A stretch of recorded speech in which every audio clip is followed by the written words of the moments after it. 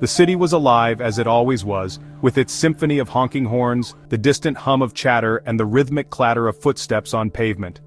Clara had always loved cities, their chaos, their secrets, their endless layers waiting to be peeled back. But this city was different, it wasn't hers. She was just passing through, a traveler with a backpack and a map folded too many times to be useful. She had arrived that morning, the sky still painted in soft hues of pink and gold.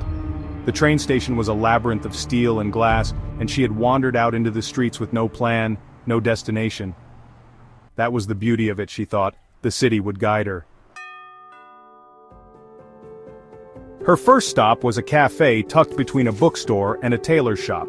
The smell of freshly ground coffee and warm pastries pulled her in like a magnet.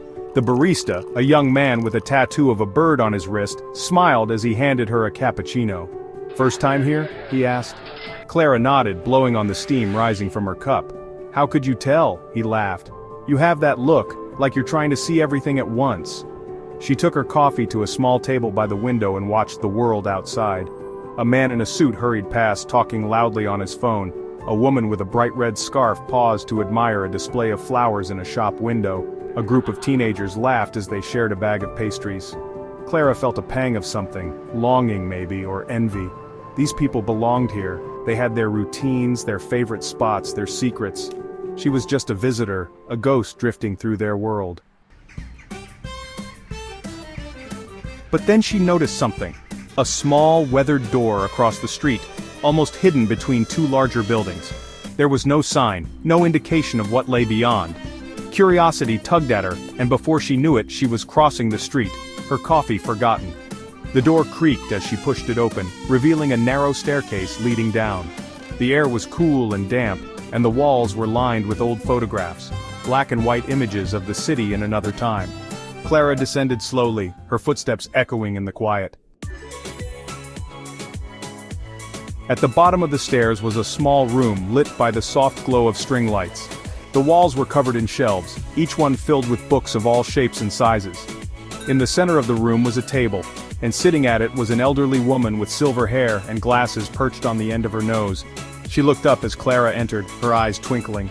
"Welcome," the woman said, her voice warm and inviting. "I've been expecting you." Clara blinked. "Expecting me?" The woman smiled. "Not you specifically perhaps, but someone like you, a traveler, a seeker." Clara stepped closer, her eyes scanning the shelves. The titles were unfamiliar, their spines worn and faded. "What is this place?" "A library," the woman said simply, "but not just any library. This is a place for stories, the kind that don't get written down, the kind that live in the hearts of those who pass through this city." Clara reached out, her fingers brushing against the spine of a book. It felt warm, almost alive. "Can I take one?" The woman nodded. "Of course, but remember, every story you take becomes a part of you. Choose wisely." Clara hesitated, then pulled a book from the shelf. It was small, with a cover of deep blue. She opened it, and the pages were filled with handwritten notes, sketches, and pressed flowers. It was someone's diary, their memories, their secrets.